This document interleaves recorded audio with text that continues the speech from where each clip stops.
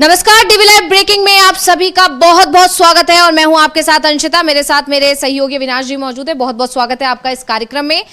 महाराष्ट्र सरकार को गिराने की यानी उद्धव सरकार को गिराने की साजिश किस तरह से रची गई थी और किस तरह से एकनाथ शिंदे को बीजेपी अपने पाले में लेकर आई, किस तरह से यह दिखाने की कोशिश की गई कि उद्धव सरकार में बॉलीवुड सितारे महफूज नहीं है, किस तरह से रिया चक्रवर्ती को घेरने की कोशिश की गई, उनके खिलाफ इतनी साजिश रची गई और जिस तरह से उन पर आरोप लगाए गए, मीडिया ट्रायल किया गया, इस सब को लेकर जो चीजें निकल कर आ रही हैं और जो आज वो एक बहुत बड़ा खुलासा हुआ है, उस रिपोर्ट से खुलासा हुआ है जो आज सामने आई है, जो रिया चक्रवर्ती को क्लीन चिट देती है। उस रिपोर्ट से यह साफ हो गया है कि कैसे उद्धव सरकार को गिराया गया। 4 साल पहले जो मामला निकल कर आया था, जिस तरह से रिया चक्रवर्ती को घेरने की कोशिश की गई थी, उस मामले में आज सीबीआई ने ही यह साफ कर दिया है, क्लीन चिट दे दी है और यह साफ हो गया है कि रिया चक्रवर्ती निर्दोष थी। उन पर जिस तरह के आरोप लगाए थे सुशांत सिंह राजपूत को लेकर, वो सभी आरोप पूरी तरह से निराधार थे। जिस तरह से उन पर आरोप लगाए गए, जो तमाम गोदी मीडिया के चैनलों ने, तमाम बड़े बड़े न्यूज एंकर्स ने जिस तरह से उनको घेरने की कोशिश की गई, अब सोशल मीडिया पर वो सारे पुराने वीडियोस इस समय तेजी से वायरल हो रहे हैं जिसमें रिया चक्रवर्ती के ऊपर बड़े और गंभीर आरोप लगाए गए थे। चाहे वो अर्नब गोस्वामी हो, चाहे वो तमाम दूसरे बड़े मीडिया हाउसेज हो, मीडिया के बड़े बड़े एंकर्स हो, उन सब ने किस तरह से रिया चक्रवर्ती के खिलाफ पूरा एक तरह से मीडिया की तरफ से साजिश रची गई, किस तरह से उनको बदनाम किया गया और रिया चक्रवर्ती के सहारे से जो मामला शुरू हुआ, उससे कैसे धीरे धीरे उद्धव सरकार को गिराने की पूरी साजिश रची गई। इस सब को लेकर एक आज बड़ी जानकारी सामने आ गई और यह साफ हो गया है कि कैसे उद्धव सरकार को गिराया गया। अब सारी कड़ियां जोड़कर देखेंगे तो हम 4 साल में कैसे धीरे धीरे उद्धव सरकार को गिराने की साजिश रची गई और उसके बाद 2022 में एकनाथ शिंदे को अपने साथ लाकर बीजेपी ने किस तरह से वहां पर सरकार गिराई, इस सब का खुलासा हो गया तब जब सीबीआई की रिपोर्ट आई और सीबीआई की रिपोर्ट में यह साफ हो गया कि सुशांत सिंह राजपूत की जान ली नहीं गई थी बल्कि उन्होंने खुदकुशी की थी और रिया चक्रवर्ती, जिन पर यह आरोप लगे थे कि उनकी वजह से यह सब हुआ है या वो इस सब में शामिल है, उनको भी आज क्लीन चिट दे दी गई है। तो अविनाश जी, मैं आपके पास आना चाहूंगी कि कैसे ये पूरा षड्यंत्र रचा गया, कैसे उद्धव सरकार को कमजोर किया गया, कैसे एकनाथ शिंदे को अपने पाले में लाने के लिए पूरी ये साजिश एक तरह से रची गई उद्धव के खिलाफ और कैसे सरकार गिरा दी गई 2022 में। इसको लेकर क्या लगता है आपको और क्या कुछ जानकारी है आपके पास और कैसे जो ये क्यों कहा जा रहा है कि सुशांत सिंह राजपूत के मामले से ही ये पूरी साजिश शुरू हो गई थी, यानी कि 4 साल पहले? हाँ बिल्कुल, 2019 के चुनाव के बाद जब उद्धव ठाकरे महागठबंधन के साथ, मतलब जो युति गठबंधन था, एनडीए में जो थे, उसको छोड़कर जब वो कांग्रेस के साथ चले गए, उसके बाद से ही महाराष्ट्र में केंद्र की जांच एजेंसियां सक्रिय हो गई थी। आप ये देखिएगा कि महाराष्ट्र में छोटी से छोटी घटना होती थी, वहाँ एनआईए सक्रिय हो जाता था, वहाँ सीबीआई पहुँच जाती थी, वहाँ ईडी पहुँच जाती थी। लेकिन आप यूपी में बाकी जगह जहाँ बीजेपी की सरकार है, महाकुंभ का ही मामला देख लीजिएगा, वहाँ इतनी बड़ी बड़ी घटनाएं घटी, क्या किसी की जांच सीबीआई ने की या सिफारिश की गई किसी भी जांच के लिए? लेकिन जो महाराष्ट्र में, क्योंकि सीधे सीधे टारगेट पर सरकार थी, क्योंकि वहां पर जो सरकार बन गई थी वो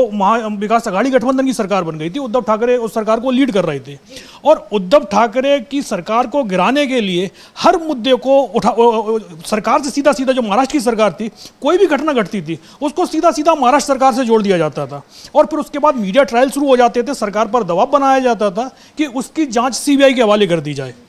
क्योंकि सीबीआई की एंट्री रोक दी गई थी कि हर छोटे मामले में सीबीआई सीधा डायरेक्ट किसी भी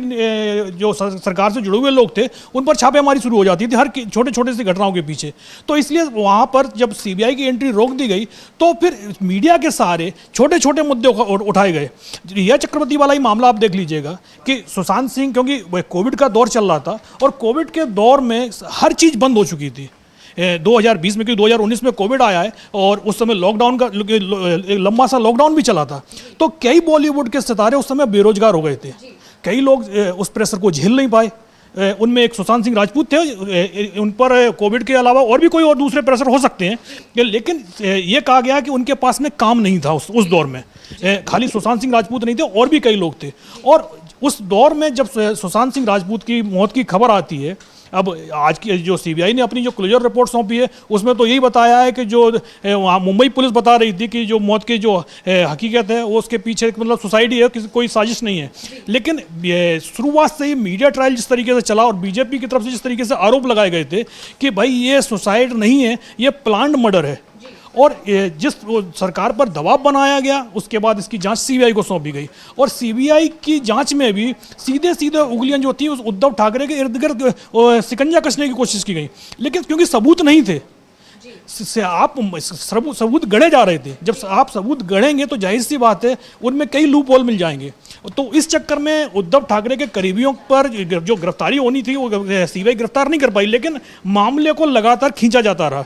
जब आपके पास सबूत नहीं है तो जाहिर सी बात है क्लोजर रिपोर्ट दायर करने में सीबीआई को 4 साल लग जाते हैं। और क्योंकि सरकार सीधा सीधा टारगेट पर उद्धव ठाकरे ही थे। आप उस दौर की घटनाएं देख लीजिए, इससे पहले दिशा सालियान की मामला देख लीजिएगा, उनका भी जो एक आ गया था कि पार्टी में अचानक ही वो 14 मंजिल से फिसल गई थी और जब नीचे गिरी तो उनकी मौत हो गई। उस मामले को लेकर भी उद्धव ठाकरे पर सवाल उठाए गए। उद्धव ठाकरे के जो बेटे हैं वो सरकार में मंत्री भी थे, आदित्य ठाकरे को घेरने की कोशिश की गई और यह कहा गया कि आदित्य ठाकरे पर दबाव बनाकर उद्धव को वापस बीजेपी अपने पाले में लेके आना चाहती थी। और खाली उद्धव ठाकरे नहीं, क्योंकि यदि उद्धव नहीं आते हैं तो एकनाथ शिंदे को भी घेरा जा रहा था। उस दौर में शिंदे के करीबियों पर ईडी के लगातार छापे पड़ रहे थे और शिंदे के पास में शिंदे ने तो ये चीज़ बोली भी थी कि उद्धव ठाकरे ने बाद में बताया भी था इस चीज़ को लेकर कि शिंदे उनके पास में आए थे और उद्धव ठाकरे से बोले थे कि भाई अब इन्हें छोड़ो और अपने पुराने घर में ही चलते हैं। बोले अगर बीजेपी के साथ में नहीं जाएंगे तो वो हमको जेल भेज देंगे। लेकिन उद्धव ठाकरे अड़े हुए थे कि भाई जो हमारे सिद्धांत हैं अपने सिद्धांतों से समझौता नहीं करेंगे, भले ही क्योंकि उद्धव ठाकरे पर ही प्रेशर पड़ रहा था, क्योंकि आदित्य ठाकरे की भी गिरफ्तारी की तैयारियां चल रही थी कि किसी ना किसी तरीके से, चाहे दिशा सालियान वाला मामला हो चाहे रिया चक्रवर्ती वाला मामला हो, हर मुद्दे को लेकर आदित्य ठाकरे पर शिकंजा कसा जा रहा था। लेकिन जाहिर सी बात है जब उद्धव ठाकरे नहीं माने तो उसके बाद क्योंकि बीजेपी एक गेम नहीं खेल रही थी, मतलब केंद्र की सरकार की तरफ से जो एजेंसियां हैं, केंद्रीय एजेंसियां, वो महाविकास अघाड़ी गठबंधन में हर दल को तोड़ने की कोशिश कर, मतलब यहाँ पर देखने वाली बात है अविनाश जी कि किस तरह से जब तक 2022 में एकनाथ शिंदे इधर नहीं आ गए बीजेपी के साथ और जिस तरह से उद्धव सरकार गिराई गई, उससे पहले लगातार महाराष्ट्र सुर्खियों में बना हुआ था। चाहे वो कंगना रनौत वाला मामला हो, उसमें भी सरकार को घेरने की कोशिश की गई, या फिर आपको याद होगा ये नार्कोटिक्स का मामला भी उस समय बहुत चर्चाओं में रहा था। समीर वानखेड़े जो भी कहीं ना कहीं बीजेपी के ही सपोर्टर बताए जाते हैं और उन पर भी कई गंभीर आरोप फिर बाद में लगे, बहुत सारी चीजें खुलकर निकल कर आई। तो लगातार महाराष्ट्र उस समय सुर्खियों में था और लगातार ये दिखाने की कोशिश की जा रही थी कि उद्धव सरकार से महाराष्ट्र नहीं संभल रहा है और उद्धव को और उनके बेटे को लगातार घेरने की कोशिश की जा रही थी। इसके दो चीजें थी, एक तो दूसरी तरह मतलब ये कहा जा सकता है जैसे कि आप भी कह रहे हैं कि एक दबाव बनाने की कोशिश थी कि उद्धव बीजेपी के साथ आ जाए या फिर उद्धव के जो सहयोगी हैं वो बीजेपी के साथ आ जाए। नहीं, मतलब साफ तौर पर यह देखा जा सकता है कि महाराष्ट्र सरकार उस वक्त जो उद्धव सरकार थी उसे गिराने की कोशिश की जा रही थी, जबकि आज इतने मामले निकल कर आ रहे हैं, कोहराम मचा हुआ है महाराष्ट्र में, कई जानें चली गई, बॉलीवुड सितारे और कई लोग, बड़े राजनेता तक सुरक्षित नहीं है, लेकिन अब उतना सुर्खियों में नहीं है महाराष्ट्र। हाँ बिल्कुल, जिस तरीके से महाराष्ट्र में के बाद एक घटना हो रही है, आप ये देखिए कि नागपुर में इतना बड़ा दंगा हो गया लेकिन कहीं कुछ भी नहीं हो रहा सरकार के खिलाफ, मतलब केंद्र की तरफ ना तो एनआईए वहाँ पहुँच रहा है ना कोई जांच हो रही है, लेकिन पूरी की पूरी जांच एक तरीके से राज्य सरकार के हवाले है। लेकिन जब उद्धव ठाकरे थे तो हर छोटी से छोटी घटना के लिए वहाँ केंद्र की एजेंसियों को जाँच सौंपने के लिए तो उनको दबाव बनाना शुरू कर दिया जाता था। लेकिन आज सब कुछ ऐसा लगता है सब कुछ सामान्य हो गया है, क्योंकि और उस दौर में बीजेपी ने जिस जिस मामले के मतलब घोटाले के आरोप लगाए हो या कोई भी जांच की डिमांड की गई हो, उन सब में जो मुंबई पुलिस की रिपोर्ट थी, महाराष्ट्र पुलिस की जो जांच रिपोर्ट थी, वही सारी रिपोर्टें इनकी जांच एजेंसियों की भी आ रही हैं। आप देखिए उस दौर में एनसीपी के ऊपर भी दबाव डाले गए थे। अजित पवार के कई पवार से जुड़ी हुई जो उनके परिवार से जुड़ी हुई कंपनियां थी उनके ऊपर भी ईडी के छापे पड़े थे। लेकिन आज क्या हुआ, अजित पवार बीजेपी के साथ में खड़े हो गए हैं तो उन सभी मामलों में अजित पवार को क्लीन चिट दे दी गई है। जबकि उस दौर में आप देखिए नवाब मलिक को देख लीजिए, नवाब मलिक को आपने जेल में डाल दिया, कह दिया दाऊद इब्राहिम के साथ संबंध है। आज नवाब मलिक के केस में क्या हुआ, अनिल देशमुख को जेल भेज दिया गया था, कहा गया था कि भाई वो उगाही कर रहे हैं। लेकिन उस केस में क्या हुआ, आप उस दौर में जितने भी लोग जो सरकार के साथ में थे, उद्धव सरकार के साथ में थे, महाविकास आघाड़ी गठबंधन में थे, हर दल के ऊपर केंद्रीय जांच एजेंसियों की कोई ना कोई जांच चल रही थी। मतलब तोड़ने की कोशिश उस दौर में एनसीपी को भी की जा रही थी, तोड़ने की कोशिश कांग्रेस को भी की जा रही थी, तोड़ने की कोशिश उद्धव गुट को भी की जा रही थी। और क्योंकि उद्धव ठाकरे तो आज की तारीख में भी बोल रहे हैं, लगातार इस चीज़ को बोल रहे हैं कि जो उनका स्टैंड 2019 में था उसी स्टैंड पर वो आज भी कायम है। उद्धव ठाकरे नहीं झुके तो उनकी पार्टी तोड़ दी गई, शरद पवार नहीं झुके तो उनकी पार्टी तोड़ दी गई। और कांग्रेस के खिलाफ तो खैर शुरुआत से इस तरीके की साजिशें चल रही हैं कि कई कांग्रेस को कई जगह तोड़ने की कोशिश की गई है। लेकिन ये बात बीजेपी को ही पता है कि भाई कांग्रेस बीजेपी के साथ कभी भी नहीं जाएगी। तो इसीलिए पूरी कोशिश जो की गई थी वो एनसीपी और उद्धव गुट के लिए की गई थी, और उनमें कहीं ना कहीं बीजेपी को सफलता भी मिल गई। सबसे पहले तो उद्धव गुट को तोड़ा गया, एकनाथ शिंदे पर जिस तरीके से जांच एजेंसियों का प्रेशर पड़ रहा था, उद्धव ठाकरे नहीं झुके तो फिर एकनाथ शिंदे को तोड़ लिया गया। उसी तरीके से शरद पवार नहीं झुके तो अजित पवार को तोड़ लिया गया। इस बीजेपी की पूरी कोशिश, जहां उनकी सरकार नहीं है, तो कहा ही जाता है कि जिस स्टेट में बीजेपी की सरकार नहीं होती है, केंद्रीय जांच एजेंसियों की सबसे ज़्यादा सक्रियता वहीं होती है। लेकिन जहां पर बीजेपी की सरकार होती है वहां कितने भी बड़े घोटाले सामने आते चले जाएं, कितनी भी बड़ी घटनाएं होती चली जाएं, लेकिन वहां जांच एजेंसियां एक तरीके से जांच शुरू नहीं करती हैं। आप ईडी के आप मामले में देख लीजिए कि जो उद्योगपति बीजेपी के करीब है, यदि उस पर कितना भी बड़ा आरोप लग जाए, वहां ईडी की कोई जांच नहीं होती है। लेकिन यदि किसी उद्योगपति ने विपक्ष के किसी दल को चंदा दे दिया है और कहीं से सुगबुगाहट होती है कि भाई इस जो कंपनी है, इस उद्योगपति से जुड़ा हुआ कोई भी है, वहां पर कुछ हजार करोड़ की भी यदि कोई धांधली की शिकायत मिल गई हो तो उस पर ईडी की कार्रवाई शुरू हो जाती है। तो जाहिर सी बात है, इस जो उद्धव ठाकरे का जो मामला था, वो रिया चक्रवर्ती का जो मामला था, वो सीधा सीधा एक तरीके से उसमें एक राजनीतिक एंगल था कि किसी तरीके से सरकार को डिस्टर्ब करना है। नहीं तो आप देख लीजिएगा कि जो जांच मुंबई पुलिस करती है, उसी जांच को एक तरीके से सीबीआई भी उसी तरीके उस पर जाती है। शुरुआत में कोशिश तो की गई थी कि भाई कुछ लोगों को जो उस दौर में सत्ता में थे, लेकिन क्योंकि सबूत ही नहीं है, सारे सबूत एक तरीके से, क्योंकि सुशांत सिंह राजपूत के लिए वही है कि भाई आप प्रेशर नहीं झेल पाए कि काम, क्योंकि बॉलीवुड में सभी चीज़ें बंद हो गई थी, 1 साल तक कोई काम नहीं था। तो और उसी के प्रेशर के चलते सुशांत सिंह राजपूत, ये कहा जा रहा है कि उन्होंने, क्योंकि सीबीआई की रिपोर्ट आ गई है, सीबीआई ने इस चीज़ को स्वीकार कर लिया है कि भाई सुशांत सिंह राजपूत का मर्डर नहीं हुआ है, बल्कि उन्होंने सुसाइड किया है। और उसमें रिया चक्रवर्ती को जिस तरीके से 27 दिन तक जेल में डाल दिया गया था, क्योंकि जिस तरीके से मीडिया का प्रेशर बनाया गया था, मतलब एक तरीके से मीडिया ट्रायल में तो सीधा सीधा बता दिया गया था कि सुशांत सिंह राजपूत की हत्या रिया चक्रवर्ती ने की है। और रिया चक्रवर्ती को पर भी किसी मतलब बाहरी दबाव था, एक तरीके से बाहर के सहयोगी उसके साथ में रिया चक्रवर्ती ने सुशांत सिंह राजपूत को या तो मर्डर किया है या उनको इतना मजबूर कर दिया है कि वो सुसाइड कर लें। कुल मिलाकर यही था कि किसी भी तरीके से सरकार को डिस्टर्ब करना है। और लास्ट में आपने देखा होगा 1-1.5 साल बाद बीजेपी सरकार गिराने में कामयाबी हो गई थी। जी बिल्कुल, यहाँ पर कई तस्वीरें भी देखी जा सकती हैं और अब कई पुराने वीडियोस भी तेजी से सोशल मीडिया पर वायरल हो रहे हैं कि कैसे रिया चक्रवर्ती के खिलाफ भी एक माहौल तैयार किया गया, उन पर गंभीर आरोप लगाए गए। बहुत ज्यादा समय नहीं हुआ था उनका करियर शुरू हुए और उनका करियर उस वक्त एकदम खत्म कर दिया गया। उन पर इतने आरोप, सबसे बड़ा आरोप तो यही था कि उनकी वजह से ही सुशांत सिंह राजपूत ने,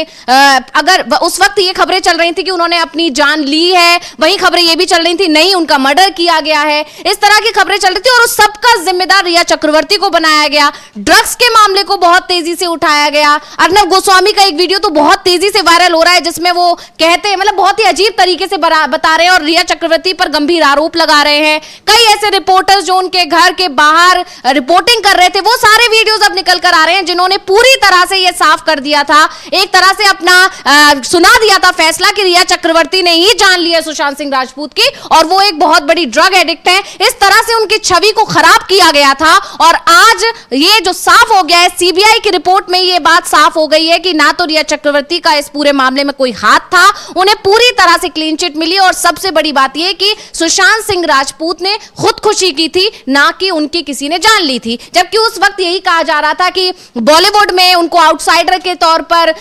बाहर कर दिया गया था, इसलिए क्योंकि वो एक उभरते हुए सितारे थे। तमाम तरह के गंभीर आरोप लगाए। कंगना रनौत भी इस मामले में कूदी और उन्होंने भी नेपोटिज्म और बाहरी होने के बहुत सारे गंभीर आरोप लगाए, क्योंकि वो उन्होंने अपने आप को भी उसमें ले लिया, क्योंकि उसी दौरान में ये भी खबर आई थी कि उनका जो उन्होंने अपना ऑफिस बनाया था उसे वीएमसी ने तोड़ा था। ये सारी चीजें निकल कर आई थी और कंगना रनौत ने भी पूरा इस मामले में हाथ सेकने की कोशिश की। तमाम बीजेपी नेताओं ने हाथ सेकने की कोशिश की। बिहार तक पहुंचे लोग, सुशांत सिंह राजपूत के घर मिलने तक पहुंचे। पूरी तरह से उद्धव सरकार के खिलाफ एक साजिश रची गई कि कैसे सरकार पर यह आरोप लगा दिया जाए कि सरकार महाराष्ट्र को संभाल नहीं पा रही है। बॉलीवुड जो वहां पर महाराष्ट्र में जो बॉलीवुड है वो पूरी तरह से हाथ से निकल गया है, सरकार का उस पर भी कंट्रोल नहीं है। और इतनी बड़ी आर्थिक राजधानी है देश की मुंबई, उसमें इस तरह के मामले हो रहे हैं। जबकि आज देखा जाए तो जब से बीजेपी सत्ता में है या एनडीए की सरकार है, वहां पर लगातार एक के बाद एक मामले आ रहे हैं, लेकिन उस तरह का मीडिया ट्रायल वहां पर आज नहीं देखने को मिल रहा है। उस तरह की खबरें अब वहां से नहीं मिलती है, ना ही कहीं भी सुर्खियों में छाया रहता है। अभी नागपुर में इतना बड़ा मामला हुआ, तब भी उस तरह का मीडिया ट्रायल किसी के भी खिलाफ देखने को नहीं मिला। जो हालात वहां पर उस दौरान बने थे, वो जब 2022 से पहले, जब तक सरकार वहां पर नहीं गिर गई थी। अविनाश जी, हाँ बिल्कुल, क्योंकि 2019 से लेकर 2022 के बीच में आप देख लीजिएगा, लगातार केंद्र की जांच एजेंसियां वहां सक्रिय रहती हैं, और खासतौर पर ईडी के जिस तरीके से छापे पर छापे पड़ रहे थे। ये कहा जा रहा था कि जो महाविकास अघाड़ी गठबंधन में तकरीबन 180 विधायकों का जो समर्थन था, उसमें से करीब 100 विधायकों के ऊपर ईडीआई का शिकंजा कसा हुआ था। मतलब एक तरीके से जितने विधायक ईडी के चंगुल में फंसे हुए थे, अगर वही हट जाते तो सरकार गिर जाती। हर दल, चाहे कांग्रेस हो, चाहे शिवसेना हो, और चाहे आपका एनसीपी हो, हर पार्टी के विधायक ईडी के शिकंजे में जाते हुए दिखाई दे रहे थे। ये शरद पवार ने ही बोला था कि उनके ऊपर दबाव था कि भाई बीजेपी के साथ चलो, नहीं तो उनकी हमारी पार्टी के कई विधायक जेल में जा सकते हैं। अविनाश जी, इस पर भी बहुत चर्चा करेंगे, लेकिन पहले अनिल देशमुख को सुन लेते हैं, जो उस वक्त गृह मंत्री हुआ करते थे राज्य के। पहले उनको सुनेंगे कि वो क्या कुछ कह रहे हैं अब इस मामले को लेकर। 2020 में सुशांत सिंह राजपूत जो फिल्म अभिनेता थे, उन्होंने आत्महत्या की थी मुंबई में। मुंबई पुलिस ने और खास करके बांद्रा पुलिस स्टेशन के डीसीपी और उनके सभी सहयोगी ने उसकी इंक्वायरी किया, और इंक्वायरी करके उन्होंने जो अपना रिपोर्ट दिया उसमें बताया कि सुशांत सिंह राजपूत ने आत्महत्या की है, उसकी हत्या नहीं हुई। इस प्रकार का रिपोर्ट मुंबई पुलिस ने दिया था, बांद्रा पुलिस स्टेशन ने दिया था। उसके बाद आगे में आपको पता है कि बिहार के चुनाव लग गए थे, फिर राजनीतिक मोड़ आए उसमें, और उसके बाद में पाटना में, बिहार में सुशांत सिंह राजपूत के पिताजी ने वहां पे एफआईआर दाखिल किया कि जो रिया चक्रवर्ती जो थी, वो रिया चक्रवर्ती ने 15 करोड़ रुपए का गबन किया। उसके लिए उन्होंने, सुशांत सिंह के पिताजी ने एफआईआर दाखिल किया। उसकी सीबीआई इंक्वायरी हुई। वो इंक्वायरी में दो चीज सामने आई कि सुशांत सिंह राजपूत ने की हत्या नहीं, आत्महत्या ही थी, नंबर 1। और रिया चक्रवर्ती जो फिल्म अभिनेत्री थी, उसने 15 करोड़ का गबन नहीं किया। उसका केस एडवोकेट माने शिंदे साहब जो वकील है मुंबई में, उन्होंने चलाया, और 1 पैसे का भी गबन नहीं किया, ऐसा रिपोर्ट में आया है। ये मामला फिर से एक बार उछलने के पीछे क्या कारण आपको लगता है? कौन सा? ये जो दिशा सालियान वाला पूरा इशू, आदित्य ठाकरे का नाम आना, दिशा सालियान का जो मामला जो आगे लाया गया, ये आदित्य ठाकरे को बदनाम करने की राजनीति है, बदनाम करने का षड्यंत्र है।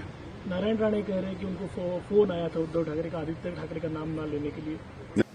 तो अभी हम अनिल देशमुख को सुन रहे थे, जो उस वक्त गृह मंत्री हुआ करते थे, और इनको भी खूब घेरने की कोशिश की गई थी। और अब यहां पर एक बार फिर जब ये सीबीआई की रिपोर्ट निकल कर आई, और रिपोर्ट में ये साफ हो गया है कि जो भी आरोप उस वक्त लगे थे रिया चक्रवर्ती पर, वो सभी आरोप निराधार थे। और कैसे सुशांत सिंह राजपूत के मामले को लेकर उद्धव सरकार को घेरने की कोशिश की गई, रिया चक्रवर्ती को घेरने की कोशिश की गई, कैसे ये पूरी साजिश रची गई। और एक मामले को जिसमें जब उन्होंने खुदकुशी की थी, इस मामले को कैसे मर्डर में तब्दील किया गया, कैसे ये दिखाने की कोशिश की गई कि उद्धव सरकार के राज में बॉलीवुड और मुंबई सेफ नहीं है, वहां पर रहने वाले लोग सेफ नहीं है, उद्धव सरकार अच्छे से राज्य को नहीं चला पा रही है। ये सारी चीजें, इसकी जो कड़ियां जोड़कर आज देखा जाए तो कैसे पूरी साजिश रची गई, ये खुलासा हुआ है। और उसी को लेकर अभी कहीं ना कहीं अनिल देशमुख को हम सुन रहे थे, उन्होंने भी कहीं ना कहीं वही आरोप लगाने की कोशिश की गई है कि आज एक पर्दाफाश हो गया है कि कैसे ये पूरी साजिश रची गई। विनाश जी, हाँ बिल्कुल, क्योंकि उस समय अनिल देशमुख ही गृह मंत्री थे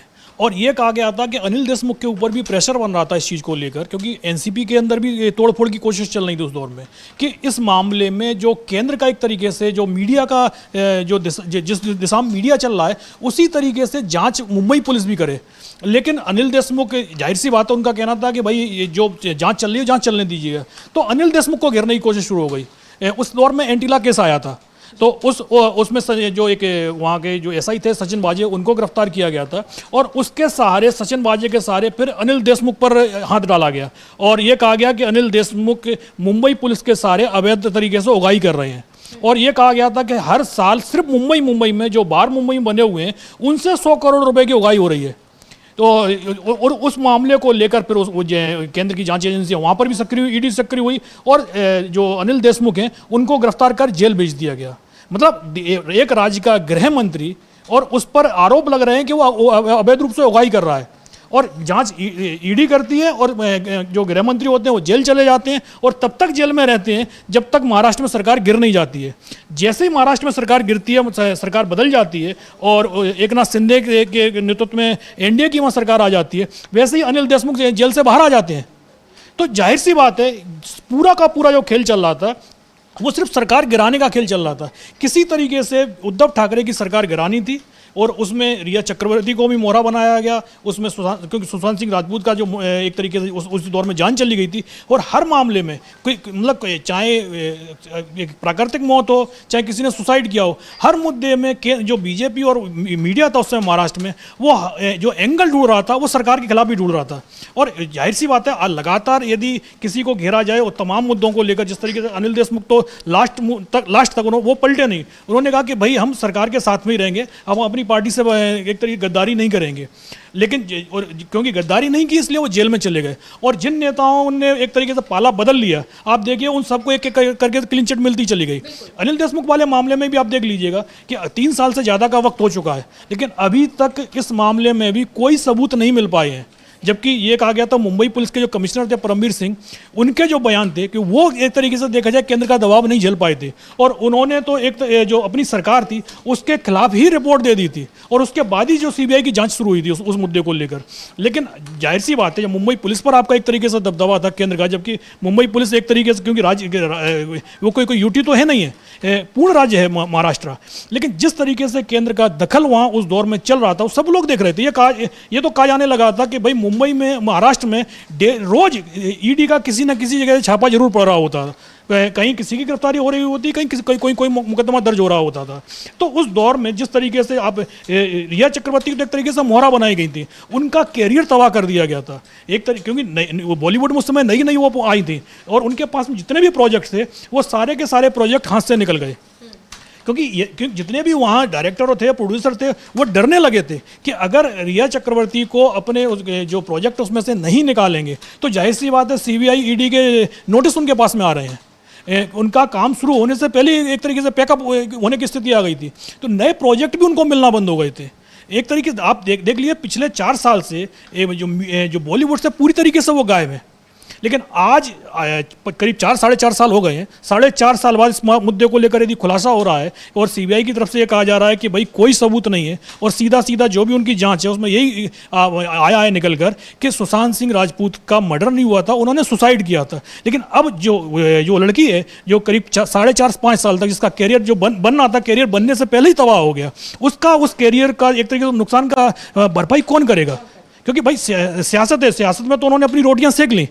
और जो फायदा उठाना था वो फायदा उठा लिया। एक सरकार चल रही थी, उस सरकार को 2.5 साल बाद गिरा दिया गया, लेकिन जिसका एक जो कैरियर था बनने से पहले ही खत्म हो गया, तो उसको लेकर तो जवाब सरकार को देना ही पड़ेगा। जी बिल्कुल, यहाँ पर ये मामला अब और तूल पकड़ेगा। जिस तरह से साजिश रची गई थी, अब उद्धव सरकार को जो गिराने की साजिश रची गई थी, उसको लेकर अब धीरे धीरे बयान आने शुरू हो गए हैं। अभी हमने अनिल देशमुख को सुना और अब संजय राउत का भी इस पूरे मामले को लेकर बयान आया है। पहले संजय राउत को सुनते हैं, उस पर आगे चर्चा करेंगे। ये भारतीय जनता पार्टी के लोग अपने विरोधियों को बदनाम करने का कोई मौका नहीं छोड़ते। हाँ, ये ढोंगी लोग हैं। क्या है, दोनों केसेस में सीधा सीधा रिपोर्ट आया था और जांच हुई थी, आत्महत्या है, सुसाइड है। ये बार बार हुआ है, फिर भी किसी को पकड़ लेते हैं और पिटिशन करवा लेते हैं। बात ऐसी है भाई, अगर भारतीय जनता पार्टी की नाड़ा खोलेंगे तो पूरे नंगे हो जाएंगे, लेकिन राजनीति में ये बात नहीं चलती। कुछ चीजें संभाल कर रखनी चाहिए, खास करके अपनी फैमिली को, किसी के फैमिली को आप राजनीति में और बदनामी के शिकार मत बनाइए। बिल्कुल, अभी संजय राउत को हमने सुना, उन्होंने भी कहीं ना कहीं यही आरोप लगाए हैं कि साजिश रची गई थी और बीजेपी अपने विरोधियों को बदनाम करने का कोई भी मौका नहीं छोड़ती। और यहां पर यह साफ हो जाता है कि कैसे उद्धव सरकार को गिराने के लिए ये पूरी साजिश रची गई। और उसमें एक मामला मिला उन्हें, उनके हाथ एक मुद्दा लगा, सुशांत सिंह राजपूत ने खुदकुशी की और उस मामले को किस तरह से मर्डर का रूप दे दिया गया, किस तरह से रिया चक्रवर्ती को मोहरा बनाया गया। और उसके बाद ड्रग्स का मामला खुला और फिर ड्रग्स को लेकर उद्धव सरकार को घेरने की कोशिश की गई और फिर उसके बाद एक के बाद एक मामले खुले। और जब एकनाथ शिंदे ने बीजेपी का हाथ थाम लिया 2022 में, जब महाराष्ट्र सरकार गिर गई और एकनाथ शिंदे सरकार वहां पर बनी, उसके बाद से महाराष्ट्र से मामले आना खत्म हो गए। ये देखने वाली बात है अविनाश जी। और अब इस तरह से यहां पर अब एक के बाद जो अब मामला ये खुलकर आया है, ये सीबीआई रिपोर्ट एक बहुत बड़ा एक तरह से मौका लगा है विपक्ष के हाथ में। और अब धीरे धीरे जिस तरह से बयान आने शुरू हुए हैं, उससे ये साफ हो गया है कि बीजेपी ने जो साजिश रची थी उसका खुलासा हुआ है और अब विपक्ष इस मुद्दे को तेजी से भुनाएगा, जिसकी शुरुआत हो चुकी है। जिस तरह से अनिल देशमुख को भी हमने सुना, उसके बाद संजय राउत का भी बयान आया और धीरे धीरे तमाम और दूसरे नेता भी इस पर अपनी अपनी प्रतिक्रिया देंगे। लेकिन इसके उलट अब अगर हम बिहार की बात करें, क्योंकि बिहार में इस साल के आखिर में चुनाव है, महाराष्ट्र में चुनाव हो चुके हैं, वहां पर सत्ता में इस बार एनडीए आ चुकी है। देवेंद्र फडणवीस के राज में महाराष्ट्र में सरकार चल रही है, लेकिन किस तरह की चीजें वहां चल रही हैं उससे यह साफ है कि बीजेपी का सीएम बनते ही वहां हालात बिल्कुल खराब होते हुए चले जा रहे हैं। समुदाय विशेष पर निशाना साधा जा रहा है, दो समुदाय आपस में भिड़ने लगे हैं, ये चीजें आ रही हैं। लेकिन अब सभी की निगाहें बिहार पर हैं कि अगर बिहार में भी एनडीए की सरकार आ जाती है तो क्या वही हाल होगा जो महाराष्ट्र में हुआ। और उससे भी बड़ा सवाल यह है कि जिस तरह से नीतीश कुमार पर सवाल ये उठ रहे हैं कि उनका मानसिक स्वास्थ्य ठीक नहीं है, ऐसे में अगर एनडीए की सरकार बनती है और सीएम बीजेपी का होता है तो क्या वही होगा जो महाराष्ट्र में इस समय हो रहा है। ये तमाम सवाल उठ रहे हैं और इन सब के बीच में नीतीश कुमार एक बार फिर निशाने पर आ गए और इस बार निशाने पर आए हैं मुस्लिम संगठनों के। तो क्या है पूरा मामला, क्या अपडेट है आपके पास अविनाश जी? नहीं, जो सबसे बड़ा मामला है वो वक्फ संशोधन विधेयक को लेकर है और ये तो तय माना जा रहा है कि जैसे ही रमजान का महीना खत्म होगा वैसे ही बीजेपी वक्फ संशोधन विधेयक संसद में लेके आने वाली है, क्योंकि 4 अप्रैल तक संसद का ये सत्र चलना है और ये तय माना जा रहा है कि 2 तारीख के आसपास, 1 या 2 तारीख को वक्फ संशोधन विधेयक बीजेपी सदन में लेके आएगी और 4 तारीख से पहले उसको दोनों सदनों से पास करा लेगी, क्योंकि जेपीसी से वो पास हो ही चुका है, कैबिनेट ने भी उस पर मोहर लगा दी है। और क्योंकि रमजान का महीना चल रहा है तो इस चक्कर में बीजेपी के ऊपर भी सहयोगी दलों का प्रेशर है कि भाई कम से कम इसको रमजान के महीने तक तो टाल ही दिया जाए, नहीं तो अब तक ये विधेयक संसद में आ चुका होता। और जो मुस्लिम संगठन है वो पहले दिन से ही, चाहे जेपीसी का मामला हो, जेपीसी में भी उन्होंने विरोध किया, लेकिन उनकी डिमांड वहाँ पर भी नहीं सुनी गई। और उसके बाद भी जिस तरीके से विपक्ष के सांसद थे उन्होंने जितने संशोधन सुझाए थे वो सारे के सारे खारिज कर दिए गए। सिर्फ वो कुछ चंद संशोधन हैं जो सत्ताधारी पार्टी के लोगों ने सुझाए थे, सिर्फ उन संशोधनों को स्वीकार किया गया। तो एक तरीके से देखा जाए कि जो विधेयक बीजेपी पिछले साल जो बजट सत्र था, मानसून सत्र था, उस दौरान जो विधेयक लेके आई थी, लगभग बस वही विधेयक दोबारा से अब पेश किया जाएगा संसद में। और उसको लेकर जो मुस्लिम संगठन पहले से जो विरोध कर रहे थे उनका विरोध अभी भी बना हुआ है और उनका कहना है कि जो पार्टियां हमारे वोट से राजनीति कर रही हैं, कम से कम उन पार्टियों को इस मुद्दे पर हमारी सुननी भी चाहिए। भाई जो आप वो विधेयक लेके आ रहे हैं तो हमारी जो आपत्तियां हैं उनको भी उसमें शामिल किया जाए। लेकिन बीजेपी का तो सीधा सीधा है कि भाई हमको अपना वोट बैंक एक तरीके से खुश करना है, और उसके लिए ज़रूरी है कि भाई एक समुदाय को टारगेट किया जाए कि भाई यदि हम अपने वोटर को कुछ दे नहीं पा रहे हैं तो जिसको जो हमें वोट नहीं देता खाली उसको टारगेट करके उसको एक तरीके से कहा जाता है कि खुश करने की कोशिश चल रही है। और लेकिन इसको लेकर जो जमीयत उलमा हिंद के जो प्रमुख हैं असरद मदनी, उन्होंने कल ही बोला था कि भाई जिस तरीके से जेडीयू हो या टीडीपी हो या एलजेपी-आर हो, वो बात तो करते हैं मुस्लिमों के हित की कि भाई कि हम जो हमारी नीतियां हैं हम सेकुलर राजनीति करते हैं, हम हिंदू और मुस्लिम नहीं करते हैं, मुसलमानों के लिए हमारी सरकार में बहुत कुछ किया गया है। बोले अगर किया गया है तो वो चीज़ दिखनी भी चाहिए, खाली बयानों से काम नहीं चलेगा।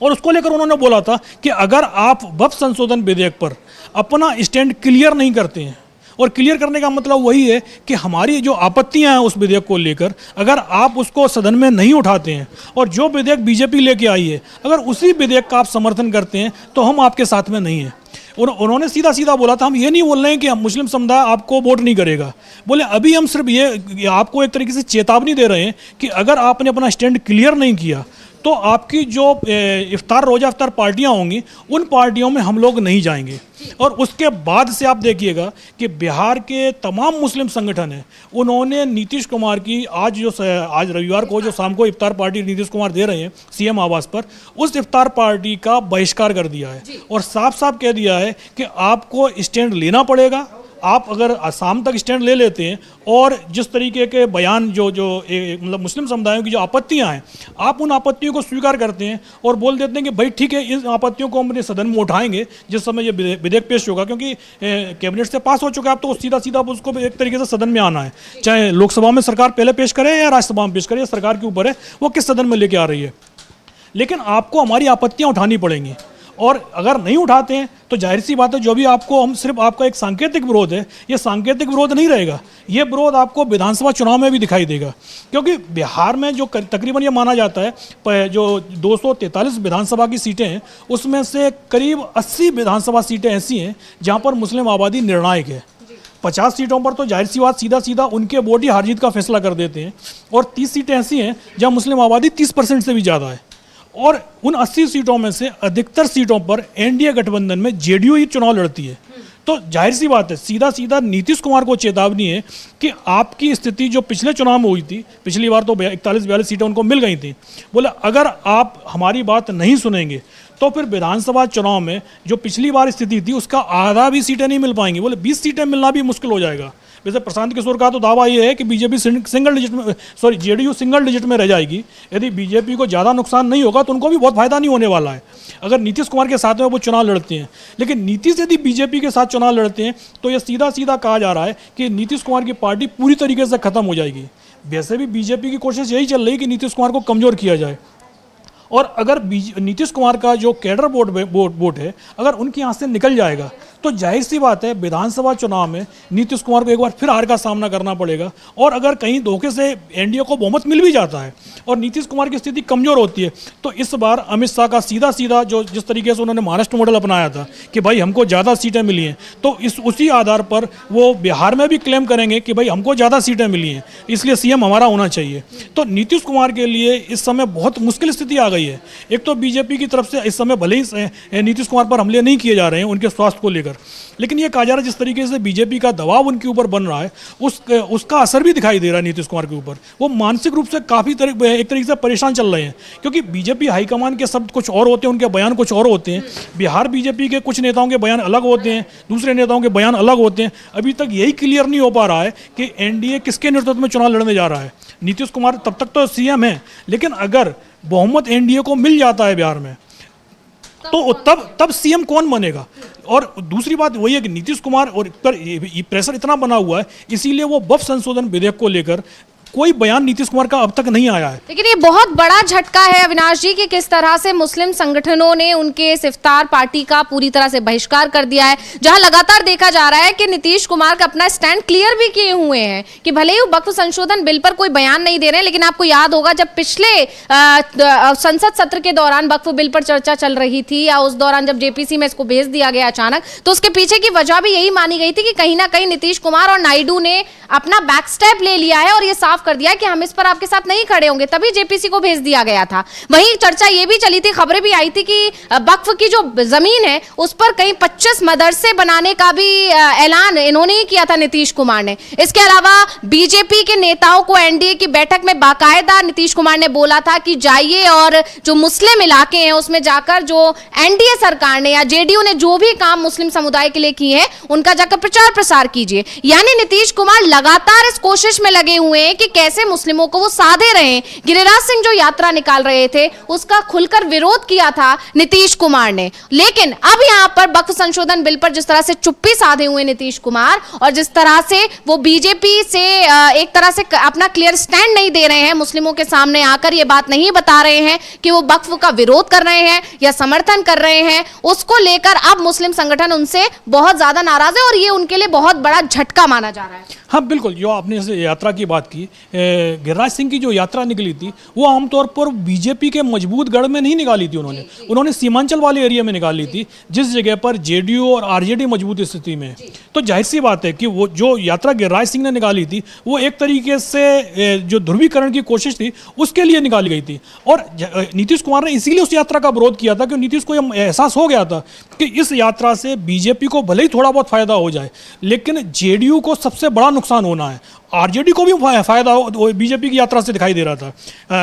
आरजेडी का जाहिर सी बात है कि मुख्य विपक्षी पार्टी है और शुरुआत से ही वो बीजेपी के खिलाफ रहे हैं। लालू यादव साफ कह चुके हैं कि हम भले ही जेल चले जाएं लेकिन हम बीजेपी के साथ नहीं जाएंगे। तो आरजेडी तो ये उस यात्रा के खिलाफ शुरुआत से थी, लेकिन नीतीश को यह दिखाई दे रहा था कि गिरिराज सिंह की यात्रा से उनको खुद बहुत बड़ा नुकसान होने वाला है, इसीलिए उन्होंने उस यात्रा का विरोध किया था। और नीतीश का दबाव बस खाली बीजेपी ने इतना ही स्वीकार किया था कि गिरिराज सिंह की यात्रा को बीजेपी ने उनकी निजी यात्रा बता दिया, लेकिन बीजेपी का पूरा संगठन गिरिराज सिंह के समर्थन में खड़ा हुआ दिखाई दिया था। नहीं तो आप देखिएगा सीमांचल वाले एरिया में गिरिराज सिंह का कोई बहुत बड़ा जनाधार नहीं है, लेकिन उस यात्रा को जिस तरीके से आप भगवा झंडे दिखाई दे रहे थे और बीजेपी के विधायक और बीजेपी के वहाँ के जो स्थानीय सांसद थे उस यात्रा के साथ जुड़ रहे थे, वो सीधा सीधा एक तरीके से बीजेपी हाईकमान का आदेश था उसी लिए जुड़ रहे थे। नहीं तो किसी केंद्रीय मंत्री की यात्रा में पूरे बीजेपी संगठन का जुड़ना जाहिर सी बात है कि कहीं पर भी आप ये चीज़ नहीं देखेंगे, लेकिन बिहार में गिरिराज सिंह की यात्रा में वो सब चीज़ें दिखाई दी थी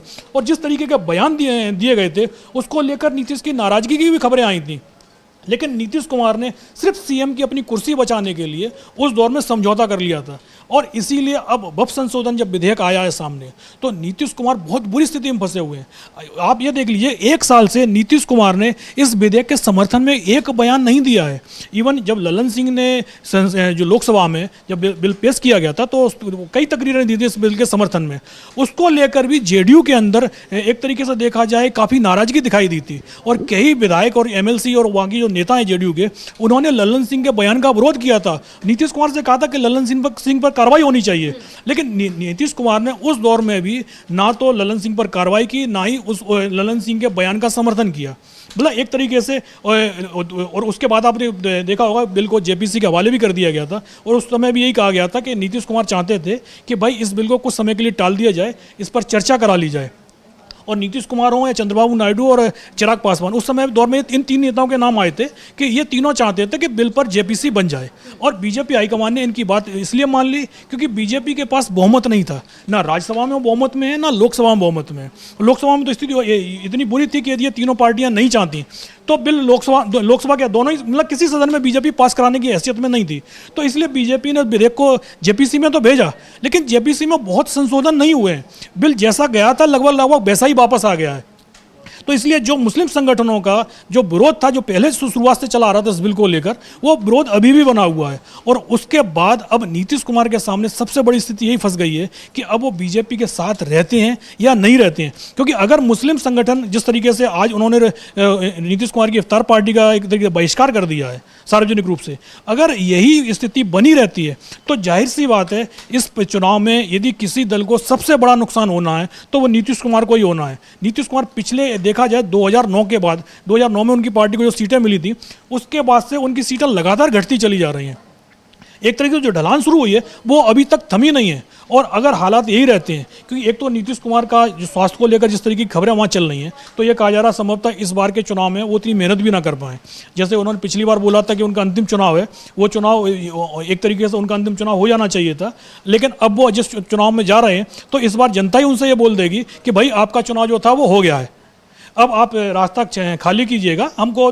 अपना विकल्प हमको अब ढूंढना है। लेकिन और नीतीश कुमार अभी भी अड़े हुए हैं। और अब जिस तरीके से मुस्लिम संगठन वाला मामला हो या बीजेपी का दबाव हो, अब नीतीश कुमार को खुद ये तय करना है कि भाई उनको क्या डिसीजन लेना है, क्योंकि आप ऐसे मतलब बीच में खड़े नहीं रह सकते कि आप ना तो बफ के समर्थन में बयान दे रहे हैं, बफ बिल के समर्थन में, और ना ही उसके खिलाफ कुछ बोल रहे हैं। तो इसी को लेकर मुस्लिम संगठनों ने बोला है कि आप अपना स्टैंड क्लियर कीजिएगा, और आप अपना स्टैंड क्लियर नहीं करेंगे तो हम आपका बहिष्कार करेंगे। यानी एक बात साफ है कि जिस तरह से मुस्लिम संगठनों ने अपना स्टैंड क्लियर कर दिया है, उससे कहीं ना कहीं एक चीज साफ हो चुकी है कि अगर नीतीश आरजेडी के साथ जाते हैं तो शायद कुछ चांसेस हैं कि मुस्लिम संगठन उनसे फिर जो बढ़ी हुई नाराजगी है वो कुछ कम हो जाए, क्योंकि जाहिर है नीतीश अगर आरजेडी के साथ जाएंगे तो वक्फ बिल पर उनका स्टैंड भी क्लियर एक तरह से हो जाएगा, क्योंकि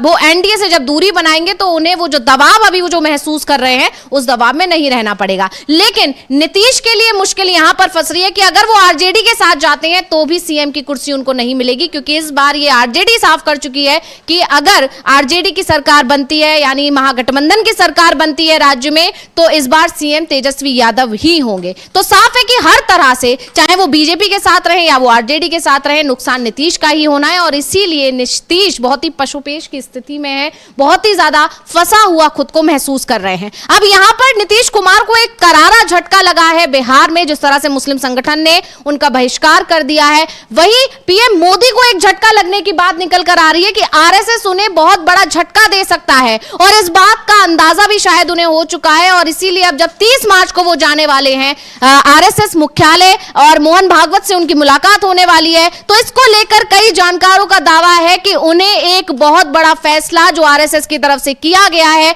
नरेंद्र मोदी को लेकर, वो फैसला उन्हें 30 मार्च को सुना दिया जाएगा। और क्या कुछ अपडेट है आपके पास कि कैसे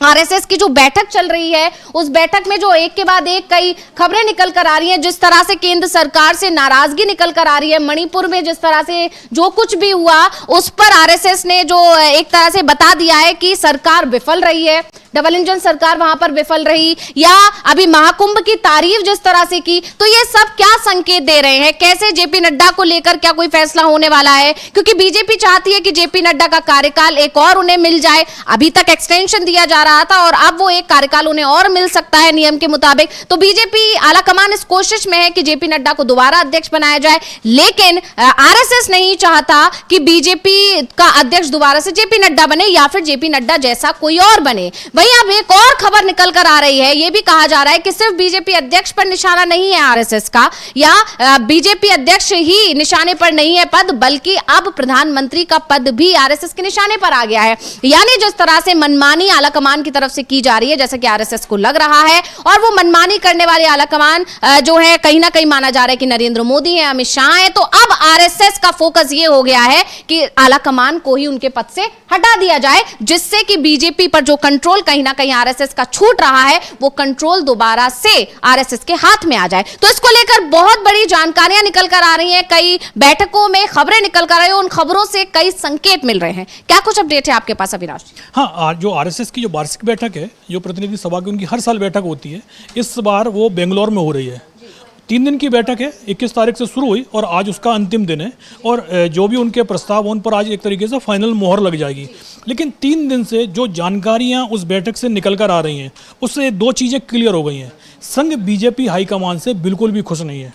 जिस तरीके से मणिपुर का मुद्दा हो या परसीमन का मामला हो या भाषा विवाद हो, संघ की तरफ से जो भी स्टेटमेंट आए हैं, वो कोई भी स्टेटमेंट बीजेपी सरकार का जो स्टैंड है उससे मैच नहीं खा रहे हैं। और जाहिर सी बात है, संघ के निशाने पर अब, क्योंकि संघ हर 15 साल बाद बीजेपी का जो नेतृत्व है उसमें बदलाव की कोशिशें शुरू करता है। और क्योंकि बीजेपी के अंदर नरेंद्र मोदी ने एक नियम बनाया था कि 75 साल का कोई नेता हो जाएगा तो उसको संवैधानिक पद से हटा दिया जाएगा, ज़्यादा से ज़्यादा उसको राज्यपाल बना दिया जाएगा, राष्ट्रपति पद मिल जाएगा, कुछ भी हो जाएगा। लेकिन सरकार का वैसा पार्ट नहीं होगा। और आप देखिएगा कि जब आनंदीबेन पटेल थी गुजरात की सीएम, जब वो 75 साल की हुई तो उन्होंने रिजाइन दे दिया। नजमा हेपतुल्ला केंद्र में मंत्री थी, उनके 75 साल पूरे हुए तो उन्हें केंद्र का मंत्री पद छोड़ना पड़ा।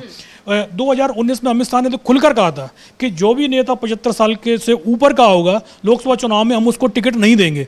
और नहीं दिए गए टिकट। तो अब क्योंकि 17 सितंबर को नरेंद्र मोदी 75 साल के होने जा रहे हैं, तो उसके बाद आरएसएस के अंदर ये बात चल रही है कि जो नियम बनाया गया है, और वो क्योंकि नरेंद्र मोदी की सरकार के समय उसको फॉलो किया जा रहा है, तो ये नियम नरेंद्र मोदी के ऊपर भी लागू होना चाहिए। 10 दिन बाद ही संघ का जो शताब्दी वर्ष भी होना है, 27 सितंबर को 2025 को उनके 100 साल पूरे हो जाएंगे। तो संघ चाहता है कि तब तक बीजेपी के अंदर एक नया नेतृत्व सामने आ जाए, क्योंकि यदि प्रधानमंत्री पद पर बदलाव होगा, क्योंकि बीजेपी के अंदर इस समय एक तरीके से देखा जाए नरेंद्र मोदी और अमित शाह का जबरदस्त दबदबा है। तो एकदम से यदि बदलाव, तो संघ को भी ये पता है कि एकदम से बदलाव नहीं हो पाएगा। तो सबसे पहली तो लड़ाई तो बीजेपी अध्यक्ष पद को लेकर ही चल रही है, जेपी नड्डा को लेकर, क्योंकि ये कहा जा रहा है कि जेपी 2 कार्यकाल, बीजेपी का संविधान बोलता है कि एक अध्यक्ष को लगातार 2-3 साल के कार्यकाल मिल सकते हैं। जेपी नड्डा का 1 कार्यकाल हुआ है। अगर जेपी नड्डा इस पद पर बरकरार रहते हैं तो आप मान के चलिएगा कि नरेंद्र मोदी पर भी कोई फैसला नहीं हो रहा है, वो भी कंटिन्यू ही करेंगे। लेकिन अगर जेपी नड्डा अध्यक्ष पद से हट रहे हैं, हटाए जा रहे हैं, और उस पद पर संघ का कोई भी पसंदीदा व्यक्ति, जो संघ के एक तरीके से जो मोहर लगाई गई है संघ ने, जिसको संघ ने नाम आगे बढ़ाया है, अगर वो शख्स बीजेपी का अध्यक्ष बनता है तो फिर आप ये मान के चलिएगा कि प्रधानमंत्री पद पर भी जल्दी कोई बहुत बड़ा फैसला हो सकता है, और संभवतः हो भी गया हो। और इसीलिए ये कहा, ये क्योंकि ये बैठक आज खत्म होगी और ठीक 1 हफ्ते बाद 30 तारीख को नरेंद्र मोदी संघ मुख्यालय भी पहुंच रहे हैं। 11 साल वो उन्हें प्रधानमंत्री बने हुए हो गए हैं, आज तक वो संघ मुख्यालय नहीं गए हैं। लेकिन 11 साल बाद संघ मुख्यालय उनका जाना, उससे पहले प्रधानमंत्री पद को लेकर सुगबुगाहट चलना, उस जिस तरीके से खबरें आ रही हैं, बीजेपी के अध्यक्ष पद को से पर बदलाव की बात हो रही है। आप देखिए 2014 में जब नरेंद्र मोदी को प्रधानमंत्री पद का उम्मीदवार घोषित किया गया था, 2013 में, क्योंकि 2013 में उनको घोषित किया गया, 2014 के शुरुआत में चुनाव होने थे, तो 2013 में सबसे पहले बीजेपी ने अध्यक्ष बदला और अध्यक्ष पद पर कौन आया था? राजनाथ सिंह आए थे। राजनाथ सिंह संघ की पसंद थे, संघ ही उनको अध्यक्ष पद पर लेके आया, क्योंकि जाहिर सी बात है कि बीजेपी के अंदर पूरा बदलाव करने की तैयारी चल रही थी और लाल कृष्ण आडवाणी चाहते थे कि एक चुनाव उनके नाम पर और लड़ लिया जाए। उनका कहना था कि 2009 में उनके नाम पर चुनाव लड़ा गया, लेकिन उस समय परिस्थितियां ऐसी नहीं थी कि बीजेपी चुनाव जीत पाए। 2014 में आडवाणी को यह दिखाई दे रहा था कि परिस्थितियां इस बार बीजेपी के फेवर में बीजेपी के कम, लेकिन जो उस समय जो यूपीए सरकार थी उसके खिलाफ उनको ज़्यादा दिख रही थी और जाहिर सी बात है उसका फायदा बीजेपी को ही मिलना था, एनडीए को मिलना था। तो एल के आडवाणी की पूरी कोशिश थी कि उनको एक मौका और मिल जाए, लेकिन जबकि उस समय आप देखिएगा बीजेपी के अंदर एल के आडवाणी का जबरदस्त दबदबा था। जिस तरीके का आज नरेंद्र मोदी और अमित शाह का दबदबा है, वैसा ही दबदबा उस दौर में एल के आडवाणी का भी था बीजेपी के अंदर। लेकिन आरएसएस ने आडवाणी की एक नहीं सुनी, ना तो आडवाणी को उन्होंने कमान दी और ना ही आडवाणी की पसंद के किसी दूसरे व्यक्ति को दी। संघ अपनी पसंद का व्यक्ति लेके आया और उसके बाद राजनाथ सिंह से कहकर नरेंद्र मोदी के लिए रास्ता क्लियर कराया गया। और इस बार भी संभवतः उसी तरीके से हो सकता है कि सबसे पहले आरएसएस अध्यक्ष पद को लेकर अपनी पसंद का कोई व्यक्ति लेके आए और उसके बाद जिसको भी उसको कमान देनी हो उसके लिए रास्ता क्लियर कराया जाए। तो ये सब चीज़ें आप बहुत ही जल्दी दिखाई देंगी। सबसे पहली बात तो ये अप्रैल में बीजेपी का अध्यक्ष बदला जाएगा और अप्रैल में ही इस बात के एक तरीके से संकेत मिलना शुरू हो जाएंगे कि संघ का शताब्दी वर्ष जिस दिन मनाया जाएगा 27 सितंबर को, उस समय प्रधानमंत्री पद पर नरेंद्र मोदी होंगे या कोई दूसरा शख्स उस समय से प्रधानमंत्री होगा। ये सारी चीज़ें आपको अप्रैल से ही क्लियर होती हुई दिखाई देना शुरू हो जाएंगी। बाकी का 30 तारीख को जिस तरीके से संघ मुख्यालय नरेंद्र मोदी जा रहे हैं, वहाँ पर उनकी मोहन भागवत के साथ में मीटिंग भी होनी है और पहली बार वो मोहन भागवत के साथ में किसी मंच को शेयर कर रहे हैं। अभी तक उन्होंने मोहन भागवत के साथ कोई मंच शेयर भी नहीं किया है। इवन राम मंदिर के उद्घाटन पर जरूर वो पहुंचे थे, लेकिन वहाँ कोई मंच शेयर वाला मामला नहीं था, मंदिर के उद्घाटन वाला मामला था। और उसके अलावा आज तक किसी भी मंच पर मोहन भागवत और नरेंद्र मोदी एक साथ नहीं दिखाई दिए हैं। लेकिन अब अचानक ही इस तरीके की घटनाएं एकदम से जिस तरीके से हो रही हैं कि संघ की बैठक होती है, यह भी कहा जा रहा था कि बीजेपी की कोशिश थी कि आरएसएस अपनी इस बैठक को कुछ दिनों के लिए टाल दे क्योंकि अभी तक बीजेपी को अध्यक्ष पद पर नाम तय नहीं हो पाया था। लेकिन आरएसएस ने साफ मना कर दिया कि हम अपनी बैठक को नहीं टालेंगे और उन्होंने उसकी तारीख की घोषणा कर दी। और बैठक भी आज लास्ट दिन है, बैठक भी उनकी पूरी हो गई है। और जिस तरीके से जो प्रस्ताव है आज उन पर सारी पर मोहर लग जाएगी। शाम को बहुत सी चीज़ें बता दी जाएंगी और बहुत सी चीज़ें नहीं बताई जाएंगी, क्योंकि आरएसएस का जो काम करने का तरीका है उसमें बहुत सी चीज़ें आपको पता ही नहीं चलती कि वहाँ चल क्या रहा है। तो इसीलिए जो भी चीज़ होगी सामने अध्यक्ष पद को लेकर, तो जाहिर सी बात है कि अप्रैल में अब संघ की तरफ से साफ साफ बीजेपी को कह दिया गया है कि भाई बहुत एक्सटेंशन दे लिए जेपी नड्डा को, अब और ज़्यादा एक्सटेंशन नहीं देना है। अप्रैल में हर हाल में आपको चुनाव करना ही करना है। तो 15 अप्रैल के बाद ये कहा जा रहा है कि 18 से 20 अप्रैल के बीच में बीजेपी की जो कार्यकारिणी की बैठक बुलाई जा सकती है, उनकी जो सभा है उसकी बैठक होगी और उसी में अध्यक्ष पद का चुनाव हो सकता है। यानी ये माना जा रहा है कि 20 तारीख को बीजेपी को अपना अध्यक्ष 20 अप्रैल को 20 आसपास में बीजेपी को अध्यक्ष मिल जाएगा और उसी से यह सब कुछ तय हो जाएगा कि नरेंद्र मोदी की सत्ता कितना खतरे में है, क्योंकि नियम उन्होंने ही बनाए थे। तो संघ भी चाहता है कि जो नियम आपने बनाए उनका पालन आप भी कीजिएगा। तो अब बाकी का देखना है कि भाई बीजेपी के अंदर, क्योंकि बीजेपी में इस समय जो भी दो गुट हैं, एक नरेंद्र मोदी का समर्थक गुट है और दूसरा वो गुट है जो नरेंद्र मोदी के एक तरीके साथ में नहीं है, लेकिन आज की हालत में वो विरोध करने की स्थिति में नहीं है, वो इस समय खामोश है। लेकिन अगर संघ का सपोर्ट मिलेगा, वैसे ही वो जो दूसरा गुट है वो गुट बहुत ही ताकतवर है। लेकिन बस बात वही है कि जब तक नरेंद्र मोदी के नाम पर बीजेपी चुनाव जीत रही थी तब तक वो खामोश थे। लेकिन जिस तरीके से लोकसभा चुनाव में बीजेपी को हार मिली, उसके बाद से ही संघ ने एक तरीके से बीजेपी पर अपनी पकड़ बनाना दोबारा से शुरू कर दिया। जिस तरीके से विधानसभा चुनाव भी आपने देखा कि हर विधानसभा चुनाव में ये कहा गया कि बीजेपी से ज़्यादा मेहनत आरएसएस की तरफ से की गई और खासतौर पर जिन राज्यों में ये कहा गया बीजेपी फंसी हुई है उन राज्यों में आरएसएस की तरफ से ज़्यादा मेहनत की गई और जो राज्य बीजेपी हाईकमान कह रहा था हम आसानी से जीत लेंगे, उन राज्यों में बीजेपी उल्टा चुनाव ही हार गई और जहां फंसी हुई थी वो स्टेट लगातार जीतती चली गई। आप चाहे दिल्ली का चुनाव देख लीजिए, चाहे महाराष्ट्र का चुनाव देख लीजिए, चाहे हरियाणा का चुनाव देख लीजिए। वैसे तो इनमें वोटिंग लिस्ट की धांधली की बात भी सामने आ रही है, लेकिन ये बीजेपी के अंदर हो या मीडिया के जो लोग हों, उनका भी कहना है कि बीजेपी का जो चुनाव जीता है उसमें बीजेपी का मैनेजमेंट नहीं, संघ का मैनेजमेंट सबसे महत्वपूर्ण भूमिका उसने निभाई है। और इसको लेकर बीजेपी के अंदर जो लॉबी आरएसएस मतलब जो बीजेपी हाईकमान की लॉबी है, वो उनका कहना यह है कि नहीं भाई, संघ अकेला कुछ नहीं कर सकता था। एक तरीके से पीएम मोदी की चेहरा और अमित शाह की रणनीति के सारे हम लोगों ने चुनाव जीते हैं। भाई यदि उन लोगों ने चुनाव जीते होते तो लोकसभा चुनाव में भी वो रिजल्ट दिखाई देने चाहिए थे। लेकिन जाहिर सी बात है, संघ और बीजेपी हाईकमान के बीच में इस समय जो टकराव चल रहा है उसका जो भी कुछ है वो अप्रैल से आपको साफ साफ दिखाई देने लगेगा। अगर जेपी नड्डा हटाए जाते हैं अध्यक्ष पद से तो आप मान के चलिएगा कि नरेंद्र मोदी की कुर्सी भी खतरे में और नड्डा की कुर्सी बच जाती है, तो या फिर जो नरेंद्र मोदी का कोई समर्थक अध्यक्ष पद पर बैठता है तो मान के चलिएगा कि पीएम पद पर नरेंद्र मोदी की कुर्सी भी सुरक्षित बनी हुई है। जी बिल्कुल, यहाँ पर ये मामला अब तूल पकड़ता जा रहा है। 30 मार्च पर सभी की निगाहें टिकी हुई हैं कि जब नरेंद्र मोदी आरएसएस मुख्यालय पहुंचेंगे और जब मोहन भागवत से उनकी मुलाकात होगी तो क्या उन्हें मोहन भागवत या आरएसएस अपना फरमान सुना देंगे कि अब आप भी तैयारी कर लीजिए, क्योंकि 75 साल वाला जो फॉर्मूला मोदी और अमित शाह लेकर आए थे, अब कहीं ना कहीं वही फॉर्मूला उनके गले की फांस बनता जा रहा है। हालांकि ये भी देखा गया विराज जी, जो पिछले चुनाव हुए हैं तब थोड़ी ढिलाई भी बढ़ती गई इन सारी चीजों को लेकर, क्योंकि कहीं ना कहीं इसकी भी चर्चा जोर पकड़ी थी, क्योंकि अब नरेंद्र मोदी भी 75 साल वाली कैटेगरी में एंटर होने वाले हैं, तो इसको लेकर कहीं ना कहीं ढिलाई भी बढ़ती गई कि कहीं उनके ऊपर भी सवाल ना उठ जाएं। लेकिन संघ ने अपना मन अब बना लिया है और अब वो नेतृत्व को बदलने के बारे में विचार कर रहा है, क्योंकि अब समय आ चुका है, 11 साल हो चुके हैं और हर 15 साल में, जैसे कि अविनाश जी आपने भी कहा कि हर 15 साल में ये नीति रही है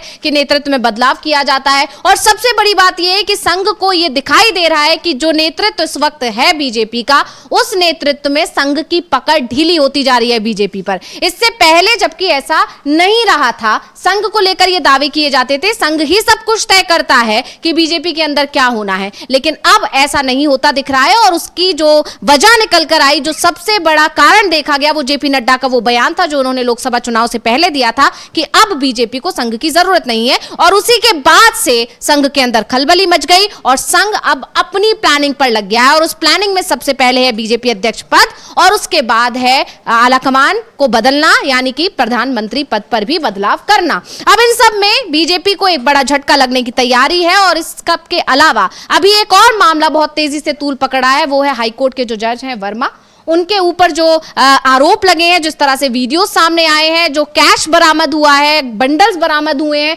उसको लेकर भी बहुत ज्यादा बवाल मचा हुआ है। उनको जब इलाहाबाद हाईकोर्ट ट्रांसफर किया गया तो इस पर भी वकीलों ने भी उनका बहिष्कार किया है इस फैसले का, और ये कहा गया है कि जिन पर इतने गंभीर आरोप लगे हैं उन्हें इलाहाबाद हाईकोर्ट ट्रांसफर कर देना ये कहां सही है। कैसे उन पर विश्वास किया जाएगा जब वो न्याय दे रहे होंगे? तो क्या उनके न्याय पर विश्वास किया जा सकता है? क्या जनता न्यायालय पर विश्वास करेगी कि जिस पर खुद इतने गंभीर आरोप लगे, जिनके घर से करोड़ों में कैश बरामद हुआ है, वो क्या सही न्याय देंगे? इस तरह की चर्चाएं जोर पकड़ी और इन सब के बीच में पूर्व सीजेआई रमन्ना का एक बयान आ गया है, और वो बयान भले ही इस मुद्दे पर नहीं है, लेकिन उनके बयान के मायने यही निकाले जा रहे हैं कि कहीं ना कहीं उन्होंने ये कहा है कि अब न्यायालय से जनता का विश्वास उठता जा रहा है। तो क्या कुछ कहेंगे आप अविनाश जी सबको लेकर? हाँ, सबसे बड़ी बात तो ये जो घटना है वो होली की है, मतलब और उसके बाद उसका खुलासा 1 हफ्ते बाद होता है। आमतौर पर इस चीज़ को लेकर जिस तरीके से राज्यसभा में जब ये मुद्दा उठा था, जयराम रमेश ने उठाया था, तो सभापति जगदीप धनखड़ ने भी इस चीज़ को बोला था। बोले अगर ये किसी उद्योगपति के खिलाफ या किसी नेता के खिलाफ ये मामला होता तो ये उसी दिन सामने आ जाता, लेकिन मतलब 1 हफ्ते तक ये मामला दबा रहा। अब क्योंकि ये उसके बाद तो जब मामला सामने आया, पहले शुरुआत में मीडिया में खबर चली कि केस के बंडल पकड़े गए हैं, लेकिन दूसरे दिन अचानक ही खबर आ गई, जो फायर ब्रिगेड के प्रमुख हैं गर्ग हैं, उनकी तरफ से एक बयान आया, मीडिया में दिखाया गया कि उन्होंने साफ बाद में मना कर दिया कि हमारा बयान नहीं था। ये कहा गया कि वहाँ से कोई भी नोट नहीं निकले हैं। बाद में बयान आया कि नहीं हमने इस तरीके की कोई बयान नहीं दिया है, लेकिन उन्होंने ये भी नहीं बोला कि वहाँ से नोट बरामद हुए हैं। लेकिन अब क्योंकि अब सुप्रीम कोर्ट ने ही उस जो घटना थी उसकी जो वीडियोग्राफी कराई गई थी, उस वीडियोग्राफी को ही जारी कर दिया है, जिसमें जो नोटों के बंडल आधे जले हुए दिखाई दे रहे हैं साफ साफ। तो एक चीज़ तो क्लियर है कि क्योंकि अब सुप्रीम कोर्ट की तरफ से अब जब वीडियो जारी किया गया है तो वहाँ से नोट तो बरामद हुए हैं। नहीं तो अब तक तो ये कहा जा रहा था कि भाई जो नोट बरामद हुए हैं उसको ज़मीन खा गई है, आसमान निकल गया है। 3-4 दिन से इस तरीके की खबरें चल रही थी, और उसके बाद उनका हाईकोर्ट जो तबादला किया गया। लेकिन अब एक खबर ये भी आ रही है कि उनसे न्यायिक कार्य एक तरीके से रोक लगा दी गई है, वो किसी न्यायिक कार्य में शामिल नहीं होंगे। हाईकोर्ट का जो सुप्रीम कोर्ट का कहना यह था क्योंकि वो इलाहाबाद हाईकोर्ट से ही आए थे, इसलिए उनको वापस भेजा जा रहा है। ऐसा नहीं कि भैया जो किसी जज पर यदि कोई आरोप लग गए तो उसको इलाहाबाद हाईकोर्ट ट्रांसफ़र किया जा रहा है। ट्रांसफ़र करने के साथ ही साथ उन पर न्यायिक कार्य करने पर भी रोक लगा दी गई है। और इलाहाबाद हाईकोर्ट की जो बार काउंसिल है उसका तो सीधा वो जो खुलकर विरोध में आ गई है, तो उसका भी एक तरीके से दबाव कह सकते हैं। और जिस तरीके से पूर्व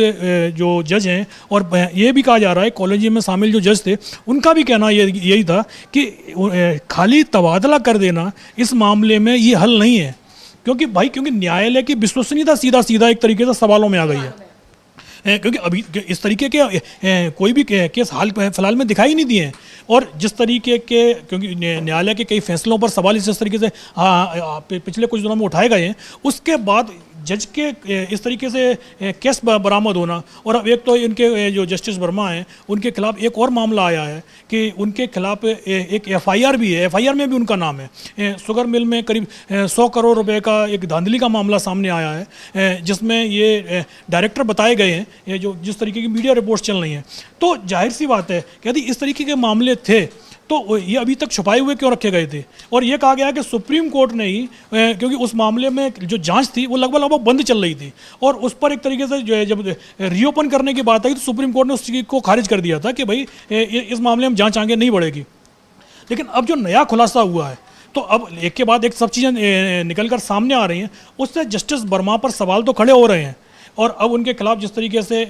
जो दिल्ली हाईकोर्ट के जो चीफ जस्टिस हैं उन्होंने भी अपनी रिपोर्ट दे दी है, उनसे रिपोर्ट मांगी गई थी जस्टिस वर्मा के ऊपर, तो उनकी रिपोर्ट के बाद इन हाउस इंक्वायरी भी शुरू हो गई है। लेकिन जस्टिस वर्मा को हटाने की पावर सुप्रीम कोर्ट में भी नहीं है, क्योंकि जो हाई कोर्ट होता है वो हाई कोर्ट सुप्रीम कोर्ट के मातहत काम नहीं करता है। हाई कोर्ट स्वायत्त संस्था है एक तरीके से, तो उसमें जो कॉलेजियम में है वो उस खाली ट्रांसफ़र की सिफारिश तो कर सकता है, लेकिन किसी जज को हटाने के आदेश सुप्रीम कोर्ट नहीं दे सकता है। हाई कोर्ट के जज को हटाने की जो प्रक्रिया है वो सीधा संसद से ही जुड़ी हुई है। संसद में महाभियोग के जरिए ही किसी भी हाई कोर्ट या सुप्रीम कोर्ट जज को हटाया जा सकता है, और उसके भी बहुत लंबी प्रक्रिया है कि उसके लिए भी सबसे पहले जांच होगी, जो महाभियोग प्रस्ताव आएगा और वो जांच भी कोर्ट के जो जज हैं उनकी जो 3 सदस्यों की पैनल बनता है वो जांच करता है। तो क्योंकि जांच तो शुरू ही हो चुकी है, अब यदि सुप्रीम कोर्ट डायरेक्ट अपनी जांच के करने के बाद संसद से बोलता है कि भाई ये जज हैं, इनके खिलाफ ये आरोप हैं और इस पर इनके खिलाफ महाभियोग चलाया जा सकता है, तो उसके बाद महाभियोग की प्रक्रिया शुरू होगी संसद के अंदर, और संसद में दोनों ही सदनों से जब 2/3 बहुमत से पास कराया जाएगा उसके बाद ही जज को हटाया जा सकता है। लेकिन जिस तरीके से लगातार सवाल उठ रहे हैं, और पूर्व जज हों चाहे वर्तमान जज हों और चाहे जो देश के वरिष्ठ कानूनविद हों और वकील हों, वो सभी के सभी ये बोल रहे हैं कि भाई ट्रांसफ़र सिर्फ उनका ट्रांसफ़र कर देना या न्यायिक कार्य उनसे वापस ले लेना कुछ समय के लिए, ये कोई बहुत बड़ी सज़ा नहीं है। बोले अगर ये मामला किसी सरकारी कर्मचारी से जुड़ा हुआ होता तो अब तक वो सस्पेंड हो गया होता और संभवतः इस समय वो जेल में भी होता। जी बिल्कुल, यहाँ पर बुरी तरह से घिरे हुए नजर आ रहे हैं जो ये एक तरह से इलाहाबाद हाईकोर्ट उनका ट्रांसफर कर देना, वाकई में ये लगातार कहा जा रहा है कि ये एक सही सजा नहीं है, इनके खिलाफ कोई बड़ा एक्शन लिया जाना चाहिए था जो कि नहीं लिया गया है। तो ऐसे में सवाल ये उठते हैं कि आखिर एक्शन क्यों नहीं लिया जा रहा है, कौन लोग हैं जो जुड़े हुए हैं, क्योंकि अगर जज साहब के खिलाफ कोई एक्शन लिया गया तो कई और नाम भी खुलकर सामने आ जाएंगे जो कड़ियां उनसे जुड़ी हुई है। क्या उनको दबाने की कोशिश की जा रही है, क्या इस मामले पर मिट्टी डालने की कोशिश की जा रही है और की जा रही है, तो आखिर क्यों की जा रही है? ये तमाम सवाल इस समय सियासी गलियारों में चर्चा का विषय बने हुए हैं, और इस सब के अलावा जो तमाम चीजें खुलकर आ रही हैं, और जैसे कि अभी सीबीआई रिपोर्ट जो आई और उस रिपोर्ट ने यह साफ कर दिया कि महाराष्ट्र में एक साजिश रची गई थी उद्धव सरकार को गिराने की, और कैसे वो रची गई थी, कैसे सुशांत सिंह राजपूत मामले से इसके तार जुड़े हुए थे, कैसे एक के बाद एक कड़ियां जोड़कर अगर आप देखेंगे तो कैसे 4 साल पहले एक साजिश रची गई और सुशांत सिंह राजपूत के मामले को एक मोहरा बनाया गया, रिया चक्रवर्ती को मोहरा बनाया गया, और उसके सहारे से 2022 में उद्धव सरकार गिरा दी गई, और उसके बाद अब दोबारा से एनडीए की सरकार है राज्य में। यानी एनडीए को सरकार में लाने के लिए किस तरह से 4 साल पहले पूरा एक षड्यंत्र रचा गया, इसका खुलासा हो चुका है, और इस रिपोर्ट ने यह साफ कर दिया है कि रिया चक्रवर्ती पर लगाए गए सारे आरोप निराधार थे, वो निर्दोष हैं, उन्हें क्लीन चिट दे दी गई है। और साथ ही यह भी साफ हो गया है कि सुशांत सिंह राजपूत ने अपनी जान खुद ली थी, यानी कि खुदकुशी की थी, उनका मर्डर नहीं हुआ था। इसके अलावा यहां पर और नीतीश कुमार के लिए जो मुश्किलें पैदा हुई हैं इस पर भी हमने चर्चा की, और तमाम मुद्दों पर हमने चर्चा की। और बहुत बहुत धन्यवाद अविनाश जी ये तमाम जानकारियां हमारे दर्शकों को देने के लिए, और बहुत बहुत धन्यवाद मेरे तमाम दर्शकों का इस कार्यक्रम में जुड़ने के लिए। इसी के साथ मुझे यानी अंशिता को दीजिए इजाजत, नमस्कार।